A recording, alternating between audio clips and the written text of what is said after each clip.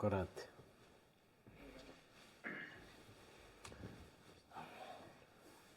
Já, Guð góður. Hann það. Sannarlega. Hann það.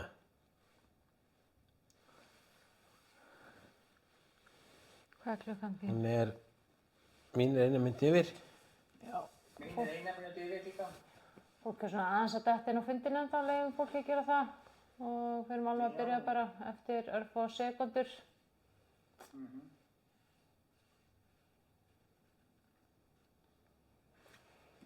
Hvað kemur fólk? Þetta mjög skemmtileg fundur sem þið hafið. Já, takk fyrir það. Takk fyrir það. Hæ. Hæ.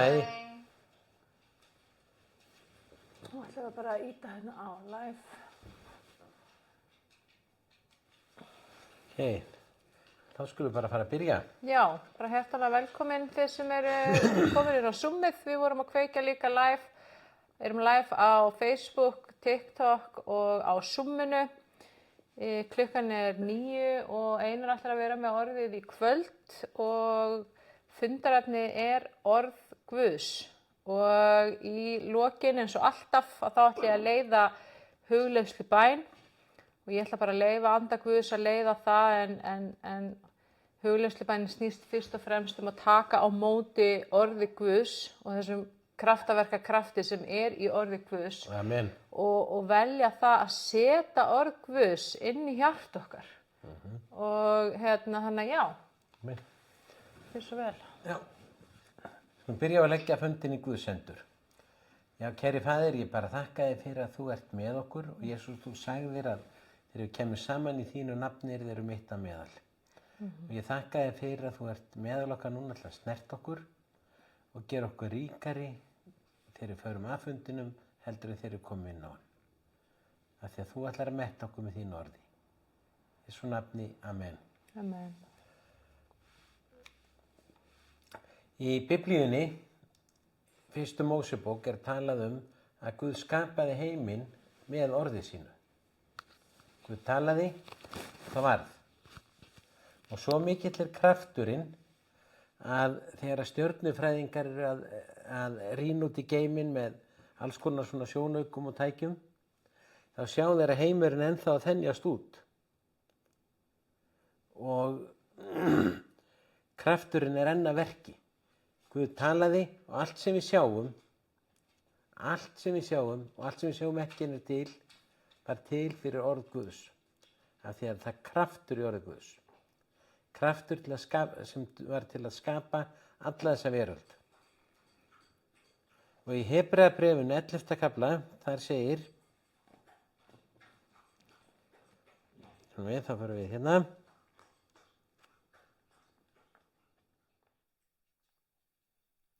Fyrir trú skiljum við að Guð skapaði heimana með orðu sínu og að sýnilega var til af hinu ósýnilega. Hérna ekki verið að tala bara heiminn, hann skapaði heimana með orði sínu. Og það ekki svo lítið.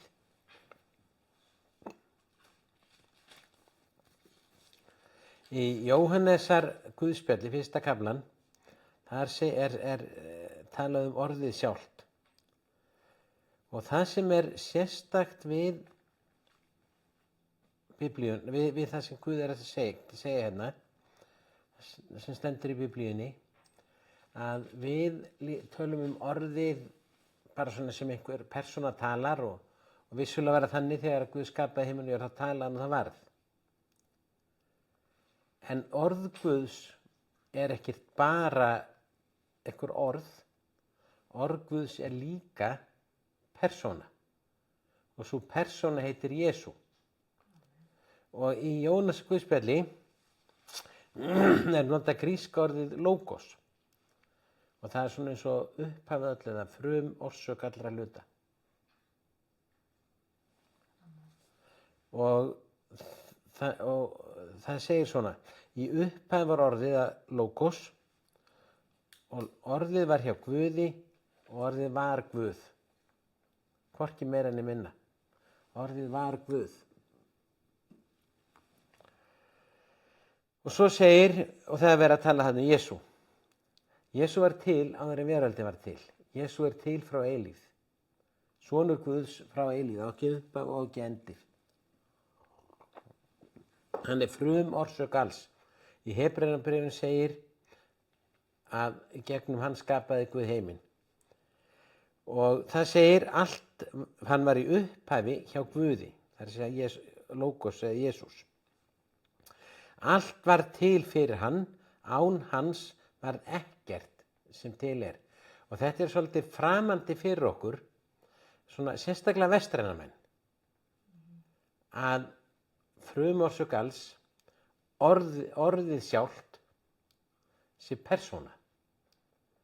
Og ég kynntist einu sinni manni sem var að kenna heimspeki, en hann var líka kristinn, predikari, spámaður og kennari í orðinu.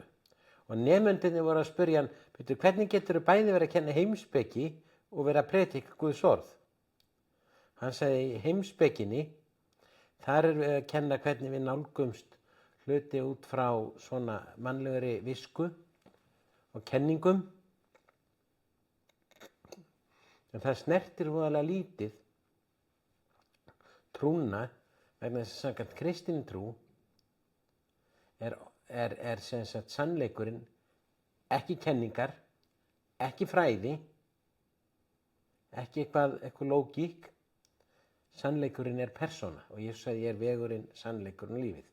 Og þannig er hann kallaður orðið. Það segir án Jesú varð ekkert til sem til er. Í honum var líf og lífið var ljós mannanna. Ljósið skín í myrkrinu og myrkrið tók ekki á móti því. Og þetta er mjög undarleg setning vegna þess að myrkur getur aldrei neitað að taka við ljósi. Samt stendur í Biblíunni að myrkrið tók ekki á móti því. Það meikar ekkert sens. Ef við kveikjum ljósi, þá getur myrkrið ekkert staðið gegn því það ljósi tendrar allt. En ástæðan er sú að Guð gaf okkur frjálsan vilja. Við þurfum að velja og við þurfum að hafna. Við getum valið ljósið, við getum valið myrkrið og valið er okkar og við stöndum síðan ábyrg fram fyrir Guði á því hvað við veljum. Valið er okkar, valdið er okkar, hvað við gerum okkar líf ekki Guðs. Þegar Guð gaf okkur frjálsan vilja og ábyrgin er okkar. Svo þegar segir í Jóhannes Guðspjalli, maður kom fram sendur að Guðahinn hét Jóhannes, hann kom til vitnisburðar að vitnuljósið og vekja alla til trúar á það. Ekki varaljósið, vitnuljósið. Hið sanna ljós sem upplýsir hvern mann kom nú í heiminn og það var þegar Jesús fæddist. Hann var í heiminum, heimurinn var orðinn til fyrir hann, en heimurinn þekkti hann ekki. Hann kom til eignar sinnar en hans eigið fólk tók ekki við honum. En öllum þeim sem tóku við honum gaf hann rétt til að verða Guðs börn þeim sem trúa á nafn hans. Þau urðu ekki til á náttúrulegan hátt né að vilja manns heldur eru að Guði fædd. Orð Guðs sjálft, það kom og þeir sem taka við orði Guðs, þessari persónu, Jesú Kristi, verða Guðs börn og eignast eilíft líf. Þannig að gríðarlega mikilvægt að taka við orði Guðs. Án orðs Guðs var ekkert sem til er og taka á móti orðinu sjálfu sem kom og gerði í holdi til okkar. Ef við gerum það, þá verðum við Guðs börn, fæðumst á ný og eigum eilíft líf. En myrkrið í okkar tilfelli getur neitað að taka við ljósið þó að það gerist aldrei í náttúrunni vegna þess að valið er okkar. Svo segir Jóhannes, og orðið varð hold, semst Jesús gerðist maður. Hann bjó með oss fullur náðar og sannleika og við sáum dýrð hans, dýrð sem sonurinn eini á frá föðurnum. Af gnægð hans höfum allir þegið, náð á náð ofan. Lögmálið var gefið með Móse en náðinn og sannleikurinn kom í Jesú Kristi. Enginn hefur nokkuð tíma séð Guð, sonurinn eini Guð, sem er í faðmi föðurins, hann hefur birt hann. Lögmálið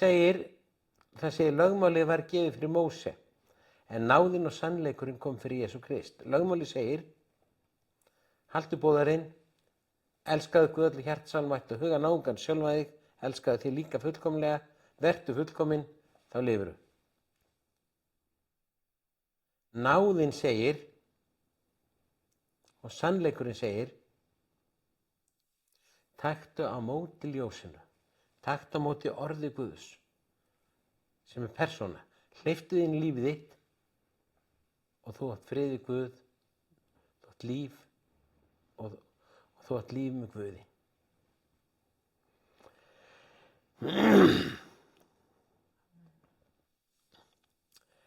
Nú ætla ég aðeins að fjalla hvernig orð Guðs tengist við trú.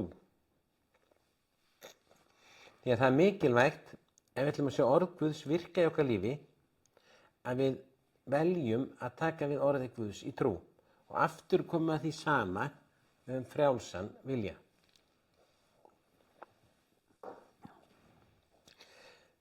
Guð er trú. Biblía segir Guð er kærleikur.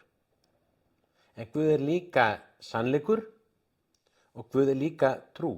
Þegar Guð skapaði himinn og jörð, þá talaði orð sitt, sá fyrir sig það sem hann átti að verða og talaði út í trú. Guð velur trú.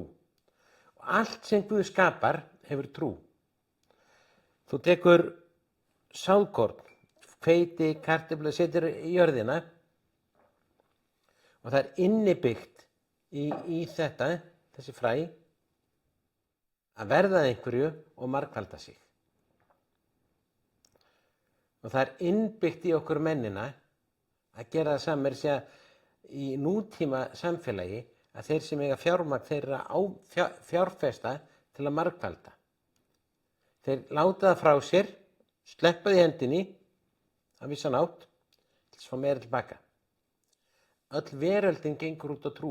Menn setja eitthvað niður í jörðina að þeir trúa eitthvað mat sem getur verið hveiti, kartöflu eða eitthvað annað, að þeir trúa að fá meiri mat. Veröldin gengur fyrir trú, án trúar virkar veröldin ekki. Og Guð er trú. Guð er kærleikur og hann sýnir kærleik þeim sem að það segir í Biblíunni, Guð auðsýndi kærleika sinn til okkar að hann gaf son sinn meðan við enn vorum í syndum okkar, meðan við enn vorum á rangri leið, þá elskaði hann okkur og gaf. Guð elskar jafnvel þann sem engin annar elskar. Við tölum verstu persónu veröldasögur, nefnum Stalin, nefnum Hitler, marga aðra. Jesús, faðirinn, hann elskaði þá og þráði ekkert annað að snúast til hans, taka við orðinu og eignast eilíft líf. Guð getur elskað þann sem enginn vill elska. En kærleikurinn er val. Við getum séð börnin okkur og barnabörn og tekið utan að þess að ég elska þig og það virkilega er kærleikur. En það var svo auðvelt að elska þá. Þau. Strákurinn mér sett hérna áðan og ég baði mig að downloada leik fyrir sig og ég er búin að segja ég ætla ekki að fara að downloada leikjum alltaf yfir hann. En hann baði mig svo fallega að ég varð að gera það. Þetta er auðvelt.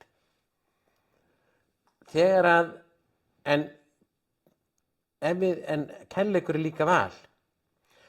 Tökum dæmi. Það kemur ykkur náungi, maður eða kona, sem að allir útskúfa vegna einhvers hræðilegs sem að viðkomandi hefur gert. Og hann kemur heim til okkar. Og svo er þessi einstaklingur illa þefjandi, illa lyktandi, leiðilegur og svona fráhrindandi og með alls konar svona galla sem fær í taugarnar á okkur.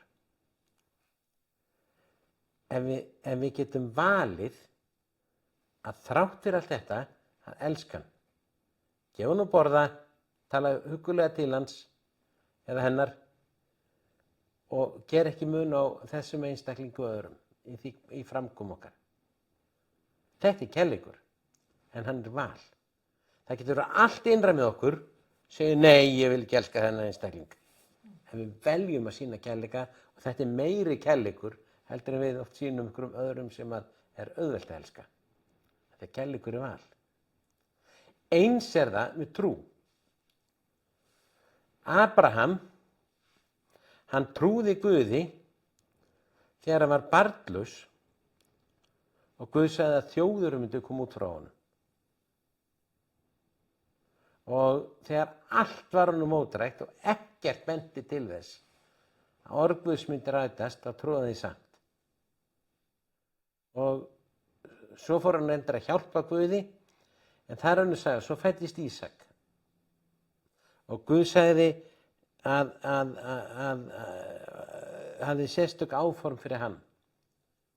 Og Guð segir, nú skaltu fórna honum. Og Abraham trúði því að þó hann myndi gera það, myndi Guð bara reisa hann við aftur. Hann valdi að trúa og treysta orði Guðs sama þó allt segði honum nei. Þetta er Guð að talaða. Trú er fyrst og fremst að við veljum að trúa. Hún er ekki blind trú. Hún er ekki að vera auðtrúa. Hún er ekki sterk tilfinning. Við veljum að trúa því sem Guð segir. Og það er meiri trú heldur en eitthvað sem er svona mjög auðvelt að trúa. Og það er ekki verið auðtrúað áhrifagjarn. Abraham trúði þvert á kringustæður, hann er kallað faðir trúarinnar. Og ef við förum í Hebreabréfið, þar segir Abraham, fyrir í 8. vers, 11. kapli 8. vers, fyrir trú hlýddi Abraham hann var kallaður og fór burtu til staðar sem hann var leiknar. Hann fór burtu og vissi ekki hvert leiðin lá. Ég hef lent í þessu. Guð hefur sagt mér að gera hvað, byrja einhverju, ég veit ekki hvert leiðin liggur. En síðan segir, fyrir trú settist hann að í einu fyrirheitna landi eins og útlendingur hafi stuð tjöldum á samt Ísak og Jakobi, sem Guð hafi heitið því sama á honum. Því hann vænti þeirra borgar sem hefur traustan grunn þeirra sem Guð hannaði og reisti. Fyrir trú öðlaðist Abraham kraftleikna son og þó var Sara óbyrja og hann kominn yfir aldur. Hann treysti þeim sem fyrirheitið hafi gefið. Þess vegna kom út frá honum einu manni og það mjög ellirhum slík niðjamerð sem stjörnur himins og sandkorna sjávarströnd er ekki verið tölu á komið. Og svo er sagt að þessi menn, fullt af mönnum trúar að dóa þess að sjá einu sinni það sem Guð var búinn að lofa þeim. En þeir stóðu eftir dauðan álengdar og horfðu á.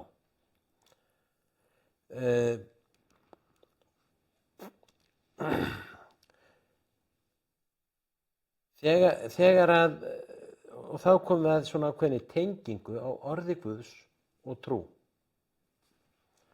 Það er að tala út í trú. Guð gerir það í sköpunina, hann sagði, ef við förum í 1. Mósebók, þá segir, í upphafi skapaði Guð himinn og jörð. Jörðin var þá auð og tóm, myrkur grúði við djúpinu, en andi Guð sveifi við vötnunum. Þá sagði Guð verði ljós og það varð ljós. Guð sá ljósið var gott og greindi það frá myrkrinu. Þá sagði Guð verði festing milli vatnan og greinum vött frá vötnum. Það varð svo. Og svo safnaði vötnunum saman, svo lét hann gróðurspretta í jörðinni og síðan gerði hann sólina og tunglið og svo gerði hann vötnin kvikalífverum, skapaði sjávardýrin og svo komu alls konar dýr á jörðinni og þetta er svolítið merkilegt að 1. Mósebók og þessi saga var til á mörgum kynslóðum. En samt er svo hönd Guðs væri yfir þessari sögu því að það sem menn hafa gert þegar þeir hafa verið að rannsaka hvernig lífið var til á jörðinni og skoða steingervinga og aldursgreina, þá gerðist þetta í þessari röð og lífið byrjaði í hafinu alveg eins og Biblía segir.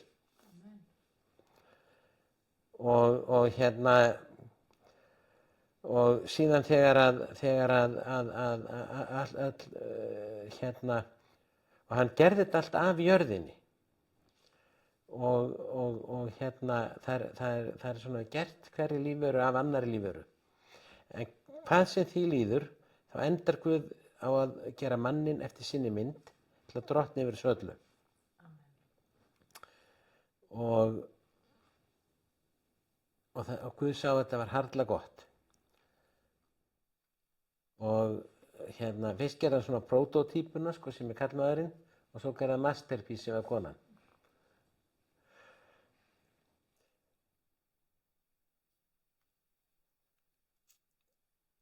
Og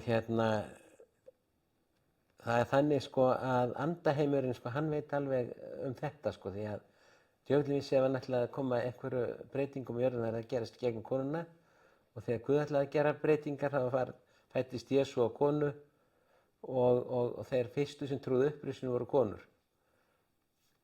Og það voru þeir fyrstu sem fluttu orðið upprisuna. En Guð endaði á konunni á föstudaginn eftirmiddag þegar hann fór í helgafrí, sko. En þegar Guð talaði út í trú og það varð. Og það er þannig að Jesús segir að ef við gerum þetta í hans nafni, þá muni sama gerast. Í Markús 17:20, við flettum upp á því, þá segir, Jesús svaraði þeim, vegna þess að sannlega segi ykkur, ef þið hafið trú eins og mustaskorn, getið þið sagt við fjall þetta flytji héðan og þangað og það mun flytja sig, ekkert verður ykkur megn. Mustaskornið er skapað af Guði, það er mjög lítið og það tala Jesús heldur mikið upp á þess líkingu með mustaskorn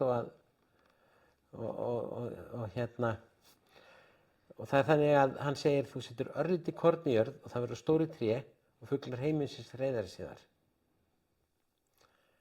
Þannig veit meina að þessi trú innbyggð inn í fræið. Að það er lítið en það verður stórt og margvelda sig. Og hann segir að ef að trú ykkar er svona, þá getið þið sagt þetta við fjallið. Vissulega er það svo að trú mín, hún getur ekki hreyft fjall. En þegar Guðs orð, ef Guð myndi tala til mín, bara alveg skýrt og segja Einar, bara gef mér sérstaklega svona, þú veist, ég finna bara, nú ég tala spámælega frá heilugumanda og ég flytja eitthvað fjall og ég tala út í trú, þá er ekkert sem getur stoppað það að fjallið lyftist upp og færist á stað. Það er gaman að flytja í Jesún og sjá hvernig fréttir eru þá. Flytja hann til Grindavíkur.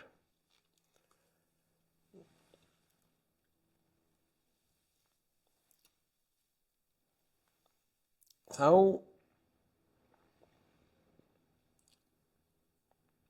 og það er þannig að stundum átta menn sig ekki á því að við höfum miklu meiri trú en við gerum grein fyrir. Það er eðlilegt að elska, en það er eðlilegt að eiga trú. Það er eðlilegt að trúa. Og þegar við finnum að það er svona allt einhvern veginn ómögulegt hjá okkur, allt gengur aftur fótunum og við hrópum til Drottins, að bara það að hrópa til Drottins er trú. Ef þú velur að leita til hans þó að við séum full efasemdum, ótta, angist og þá er að trú og einmitt að gera það í þessu hugarástandi en gera það samt. Jafnvel þegar okkur finnst Guð langt í burtu, það er stórt val og það er stórt trúarskref. Það virkar. Þetta er ekki háð því hvað við höfum sterk og góða tilfinningu. Heldur hvort við veljum að leita til Guðs með okkar mál. Þá ætla ég þess að víkja Biblíunni. Sem sagt, Biblían var til á margan hátt. Ég get ekki einu sinni farið í það, þetta eru 60, allt saman, þetta eru 66 bækur. En hún er á missanátt mannlegt rit, hún er skrifuð af mönnum. Sum ritin eru skrifuð á mörgum kynslóðum, svo sennilega fyrsta Mósebók. Hún var ekki skrifuð af Móse fæddist ekki fyrir löngu seinna. Já, ef þið viljið fá meiri kennslu um þetta, þá er að fara á YouTube, finnið Frelsiskirkjuna og þar finnið grunnnámskeið sem er í Kríunis og þar er fjallað um Biblíuna líka. En í henni en jafnvel þó að hvernig sem hún varð til, mismundi rit eru til á mismundi hátt, Það var hönd Guðs yfir þegar hún var til. Og hún svo margbreytileg. Í henni sem sagt heilbrigðisreglur, skrifaðar einhverjum sem veit nákvæmlega hvernig bakteríur hegða sér og sjúkdómar breiðast út. Og vísindamenn myndi bara kvitta upp á þetta, að þetta veri flott leið. Og síðan hagfræði sem er ennþá viðurkennd í dag, en hvernig til dæmis eigi að skattleggja góðæri og gemall mögra árana og hvernig eigi að vera með hagstjórn og hvernig eigi að skipa eignarrétt á landi. Það alveg ótrúlegi hlutir þarna. Síðan, og það svolítið merkilegt að gyðingar sem að hafa svona látið Gamla testamenti móta siðvenjur sínar og allt, að það eitthvað alveg sérstakt með þá, en þess að þeir eru 0,2% mannkyns, en þeir eru með 22% á Nóbelsverðlaunum.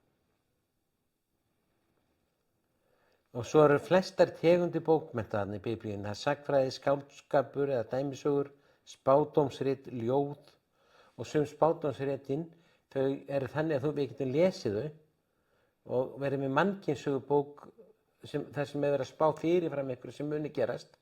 Svo erum við mannkynssögubók sem að lýsa þessum atburðum þeir eru búnir að gerast, og þetta eiginlega næstum því sami textinn. Bara alveg eins, á margan hátt. Og svo, en það sem lítið í Biblíunni, það hetjusögur. Biblían hefur ekki menn til skýjan og hann greinir mjög samviskusamlega frá breyskleikum manna og hún gerir engan hetju. Þetta mjög merkilegt með Biblíuna að það engin hetjusaga í Biblíunni. Það svona,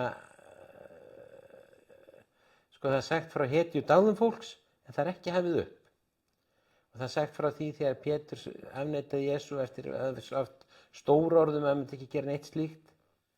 Það sagt frá því þegar Jesú var í Getsemanni garðinum og í örvæntingu bað hann Guð að taka hann að bika frá ef það væri hægt.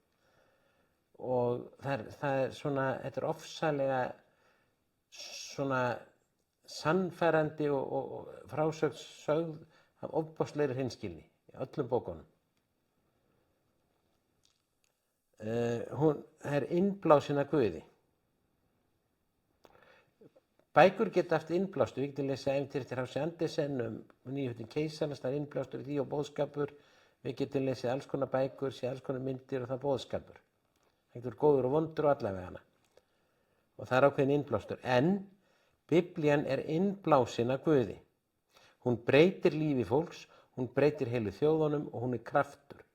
Fólk hefur verið að lesa Biblíu nema eftir einum sem að gerði það. Hann var alkohólisti og Guð leysti hann á þann hátt frá alkohólismunum að hann fór einhvern veginn eins og hann aldrei byrjaði að drekka. Skemmtilegt að heyra vitnisburð hans en að koma til Íslands. Það var að þannig að hann síðan ætlaði að fá sér í glasi eins og vanur, en spýtti þess út úr sér því að hann fannst það jafn vont eins og þegar hann tók fyrsta sopann. Og svo smakkaði hann ekki eftir það.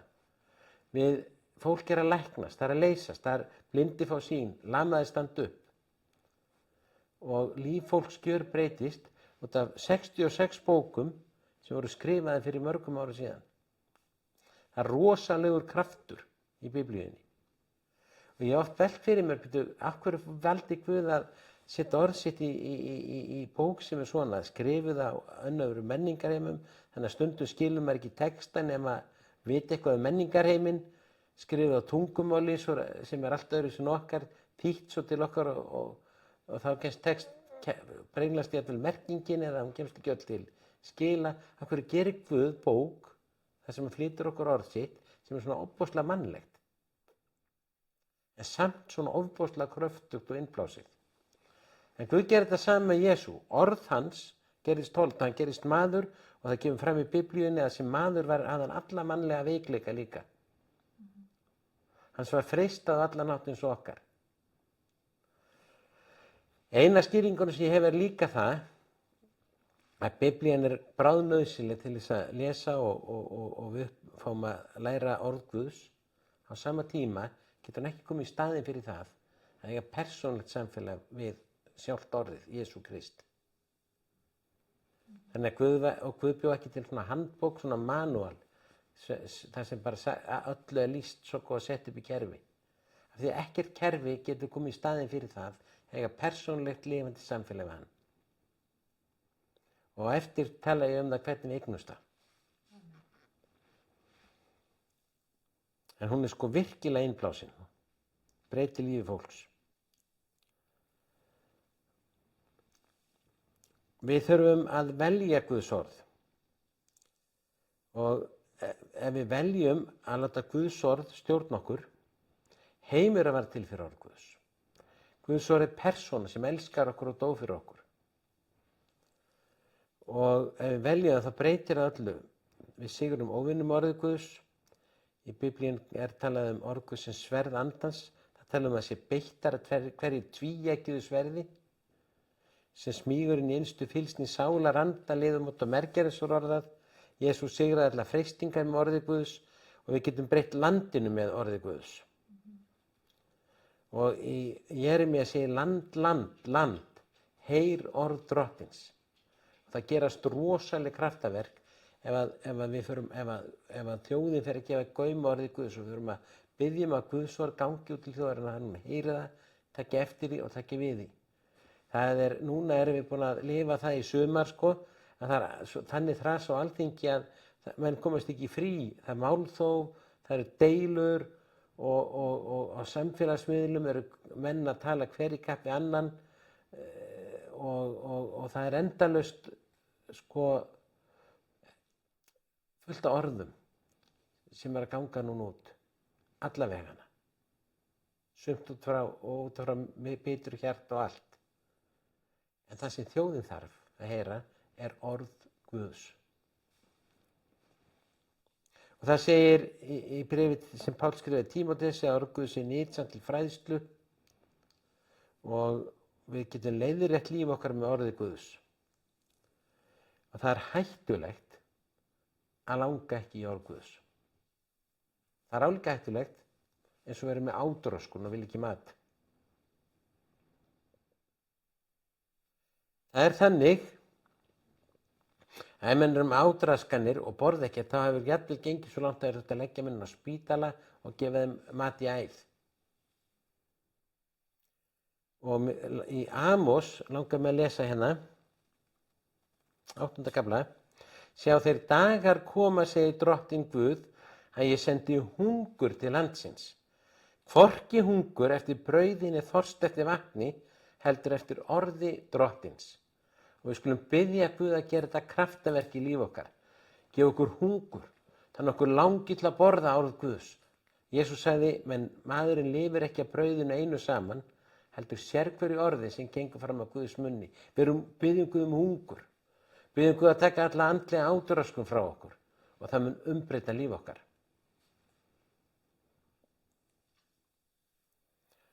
Og Páll postuli segir, en Kristur leiðir lögmálið til lyktan og réttlæti sérhver sá sem trúir. Móse ritar réttlæti sem lögmálið veitir, sem breytir til boður fá lífið í því.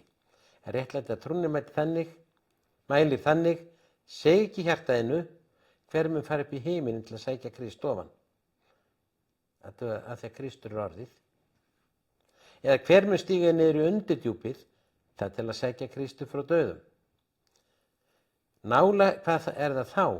Nálægt er orðið í munni þínum og í hjartaðinu. Orð Guðs er upphafið öllu. Orð Guðs gerist hold í Jesú Kristi.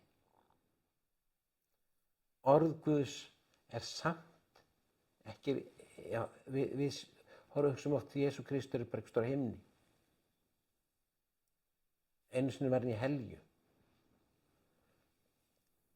Ég er hér á jörðinni, Jesú Kristur ekki stóra annar staðar. En það er ekki það sem Biblían kennir.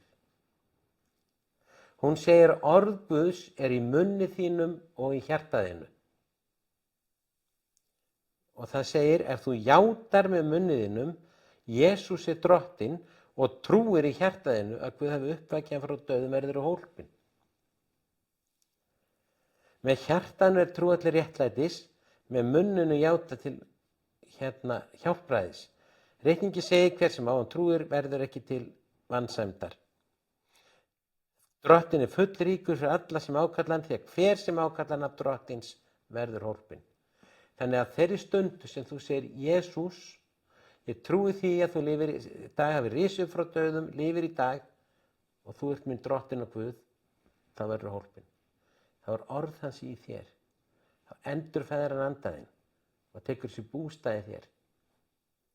Orð Guðs er bæði allstaðar við munninum hjarta og þú getur játast Jesú og þá ferðu að upplifa þetta.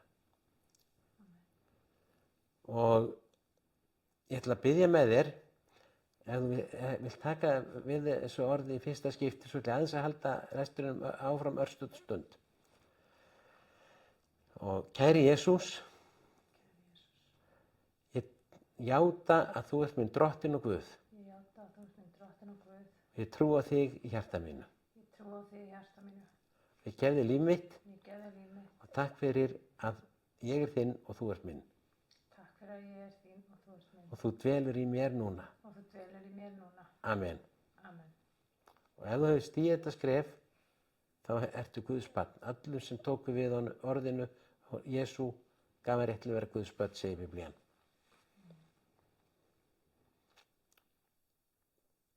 Og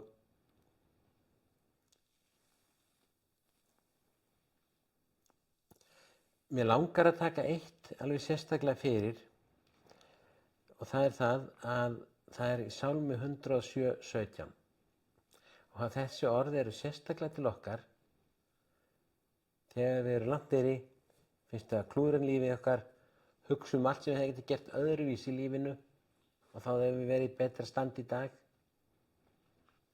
Horfum á aðstæðum sem við erum í dag og okkur ég til líði þannig að við getum ekki einu sinni bara talaði Guð okkur, finnst það langt í burtu, finnst það ekki hlusta og örvæntingin hefur tekið ekki jafnvel völdin hjá sumum. Biblían segir allt það hvað við gerum við þessar aðstæður. Eða veikindi. Og það segir í Sálmi 107:17 þeir sem sýktust vegna syndugs lífernis þjáðust vegna misgjörða sinna. Það er ekki verið að tala þá sem voru búnir að gera flotta hluti, góða hluti, gera sjálfboðaliðar hjá Rauða krossinum og alls konar svoleiðis hluti.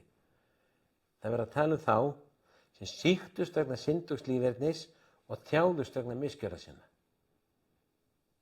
Við erum mjög gjörn á því að segja, já, hann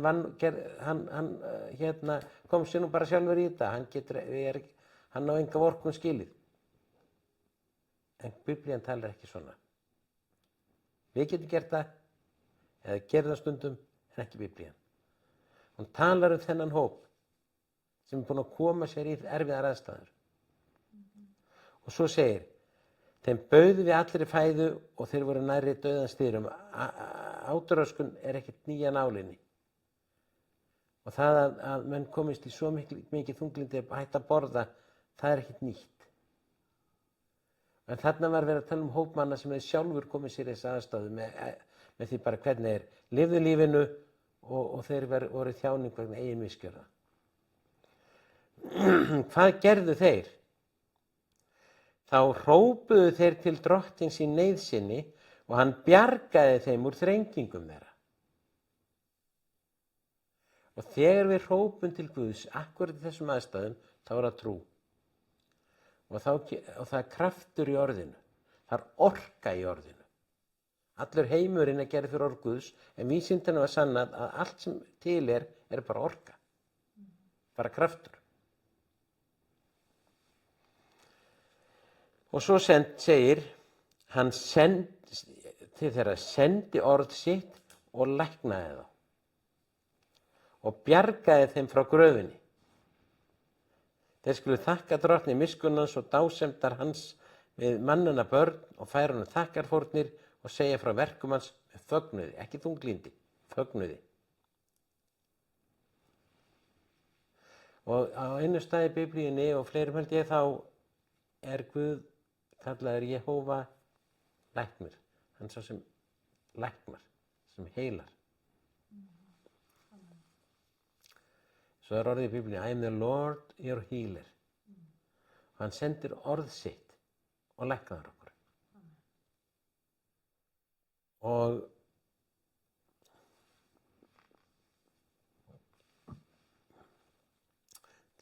lesa hérna nokkur vers. Land, land, land, heyr orð drottins, segir Jeremía. Og það segir eins að er því farið eins og regnið fellar á jörðina og snýr ekki tilbaka fyrir að búa vökvana. Þá segir að eins er því farið með orð Guðs sem kemur út á munni mínum, það hverfur ekki aftur til mig eins og búið, heldur kemur til leiðar sem er þóknast og framkvæmur það sem ég fel því.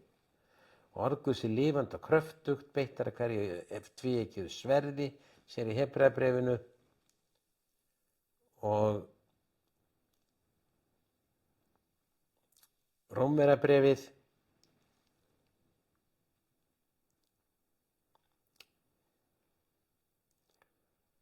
og svo ætla ég að segja ykkur aðeins frá Sálmi 119.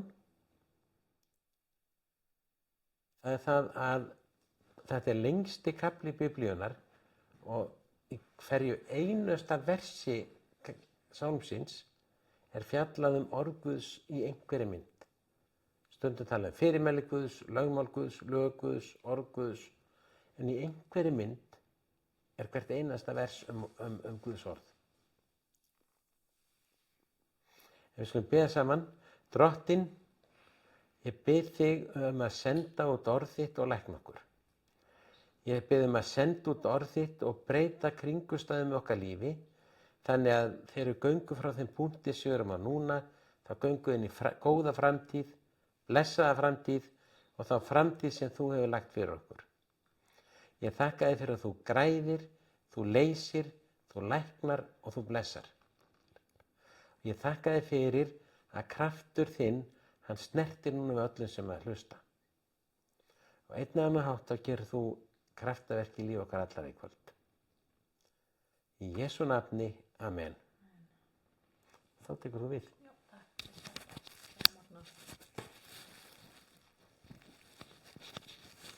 Já, takk fyrir þetta og það segir einmitt í Jóhannesar Guðspjalli að orð Guðs er andi og líf. Og það er svo mikilvægt að gera sér grein fyrir hversu kröftugt og magnað orð Guðs er. Og þegar ég endurfæddist og tók á móti Jesú árið 2019, þá sagði ég við Einar, ok, ég er búin að sjá Jesús, ég trúi á hann núna, ég er tilbúin að fara að lesa Biblíunni.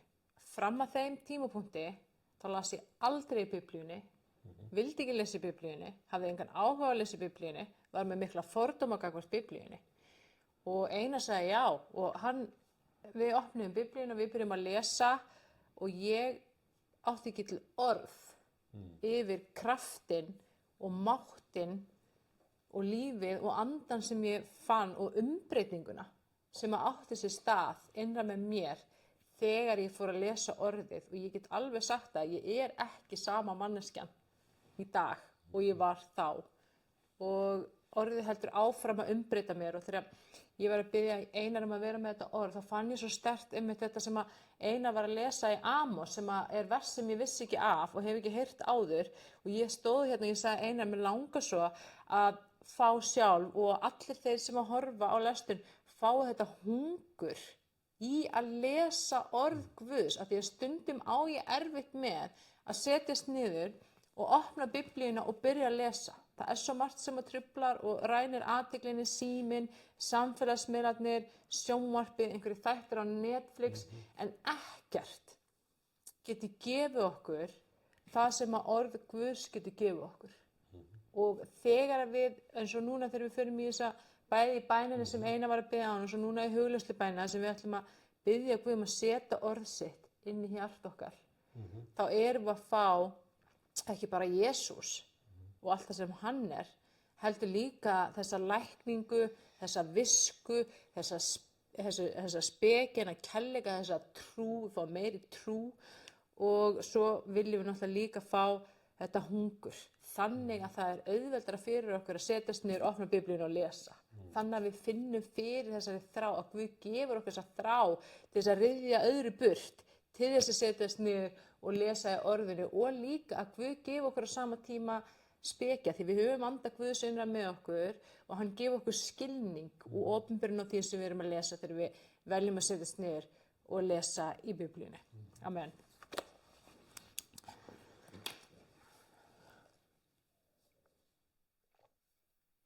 Og við ætlum að taka svona 10 til 12 mínútur þar sem við ætlum að bara hugleiða orð Guðs og Jesú Krist og þessi vers sem að Einar var að tala í kvöld.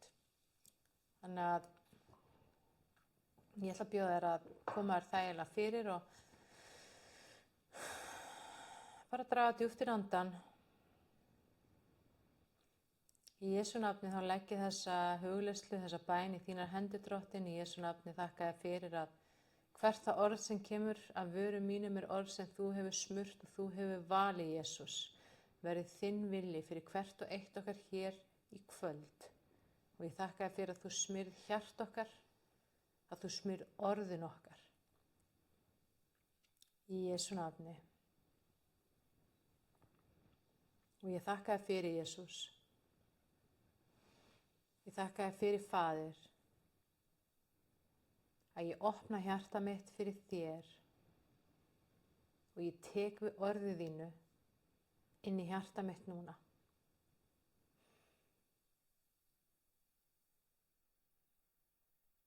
Og ég þakka þér fyrir, Faðir, að þú fyllir hjarta mitt og sál mína og huga minn af orðið þínu núna.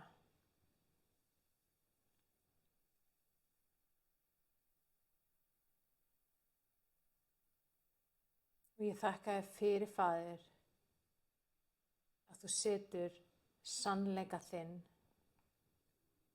og ljós þitt inn í hjarta mitt núna.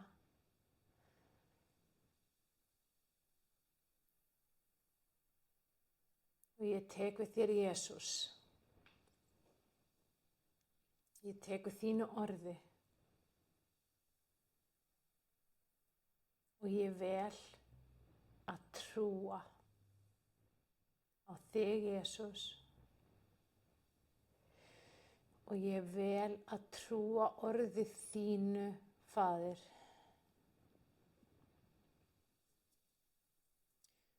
Og ég biði, Drottinn, að í hvert sinn sem ég les orð þitt, að þá gefur mér trú í hjarta mitt, sem í samræmi við þitt orð.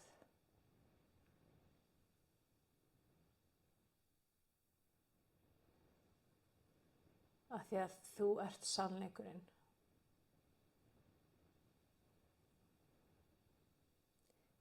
Orðið þitt er sannleikurinn.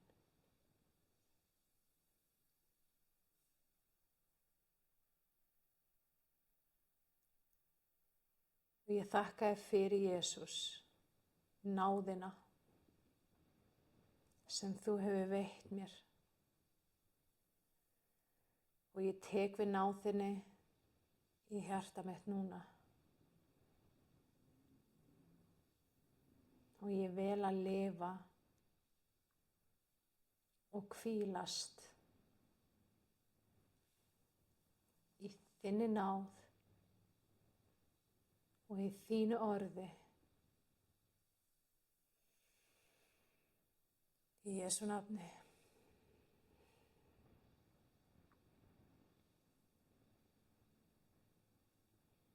Og ég þakka þér fyrir að orð þitt er lækning, laust sem að smýgur inn í beinin mín, inn í sálina mína, inn í hverja einustu hugsun.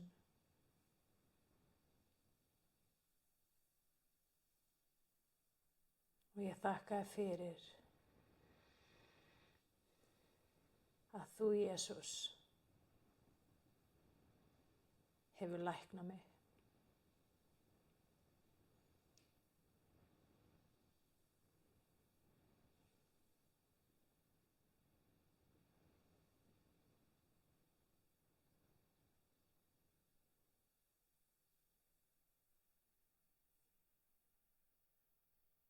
Og ég tek ákvörðun frá hjartanu að trúa því af öllu mínu hjarta, af öllu mínu mætti og huga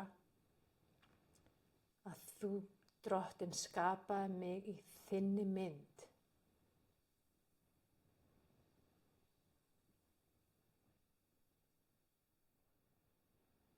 Ég er skapaður í Guðs mynd.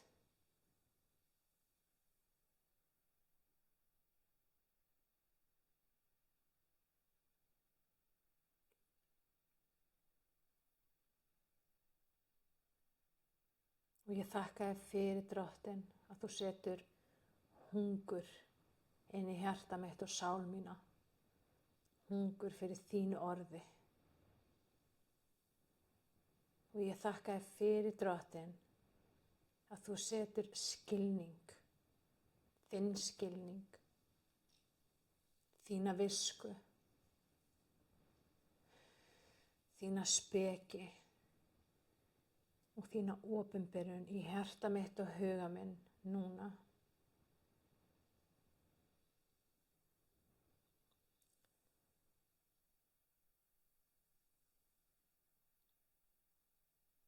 Og ég tala það út að ég lesi í þínu orði daglega.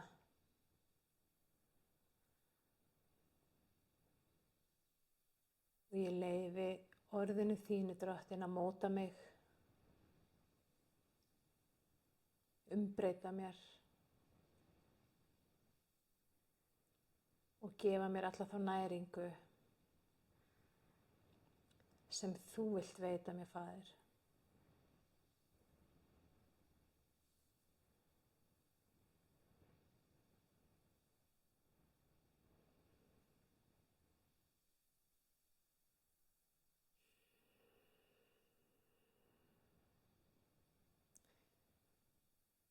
Og ég vel að leyfa orði þínu leiða mig, stýra mér og mínu lífi, mínum hugsunum, mínum ákvörðunum, viðbrögðum mínum og hegðun minni.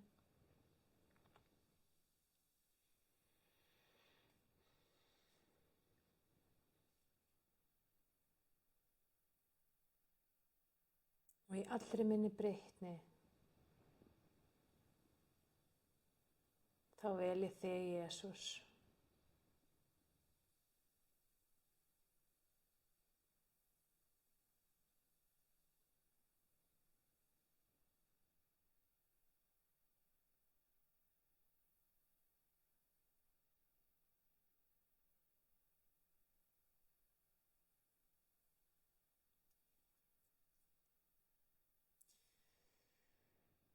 Og áður en að við ætlum að taka bara stutta stunda sem við ætlum bara að hvíla í orði Guðs og leyfa orðinu að umbreyta okkur og lækna okkur og móta okkur, að þá langar mig til þess að biðja fyrir þjóðinni. Amen. Og ég bara bið, Drottinn, núna fyrir þjóðinni, í Jesú nafni bið ég um að heilagur andi fari. Eins og vindur eða stormur yfir allt landið. Og ég þakka þér fyrir að þú, Drottinn, setur þitt orðin í hjarta hvers einasta Íslendings, hvers einasta mannsbarn, hverjar einustu mannesku sem er á Íslandi. Í dag, í Jesú nafni, að orð þitt farin í hjarta hverjar einustu mannesku hér á landi. Í Jesú nafni, og ég þakka þér fyrir að þitt orð, Drottinn, það breiðist yfir landið og yfir þjóðina núna. Halleluja. Því að þitt orð er kraftur, þitt orð er andi og þitt orð er líf.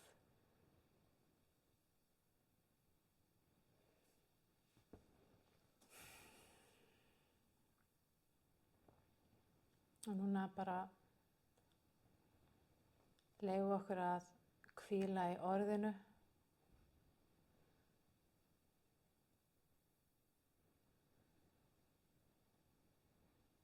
og gera ekki neitt á meðan.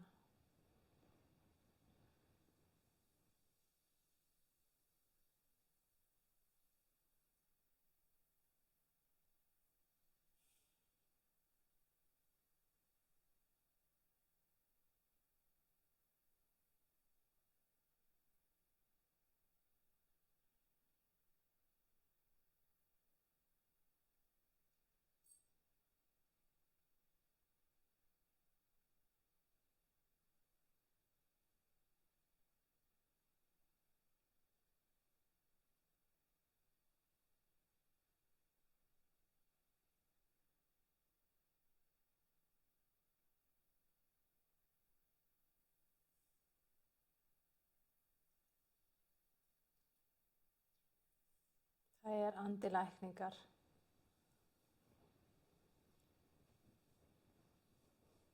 Staddur hérna og hann að snerta hjartað núna.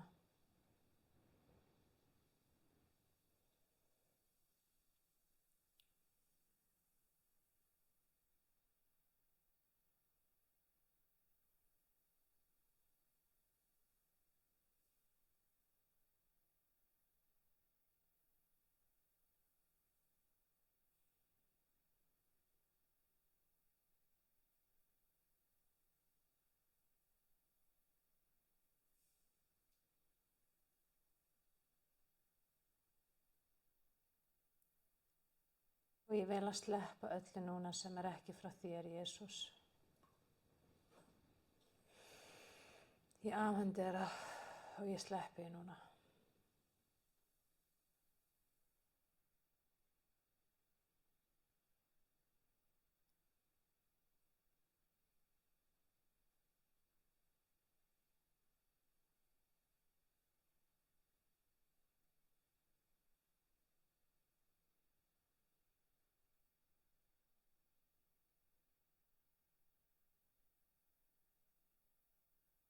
Amen.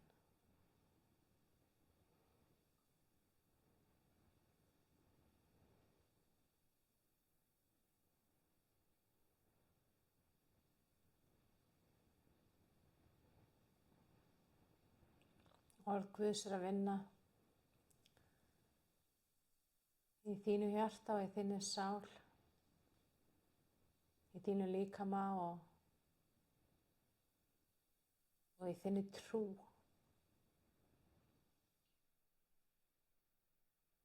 Og eitt af því sem að gefur okkur meiri trú og sterkari trú að lesa í orðin og þú munt finna fyrir þessu hungri Guðs í orðið.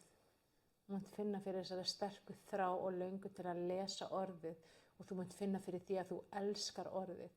Og þú elskar að lesa í orðinu og þú finnur hvað það gefur mikla lækningu og mikla vellíðan og mikinn stórkostlegan kraft að lesa orðið af því að það er næring, það er lækning og það er kraftur og það er líf og það er nákvæmlega það sem við fáum þegar við lesum í orðinu.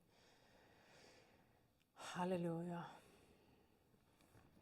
Amen. Amen. Og megum við bara opna augun hægt og rólega.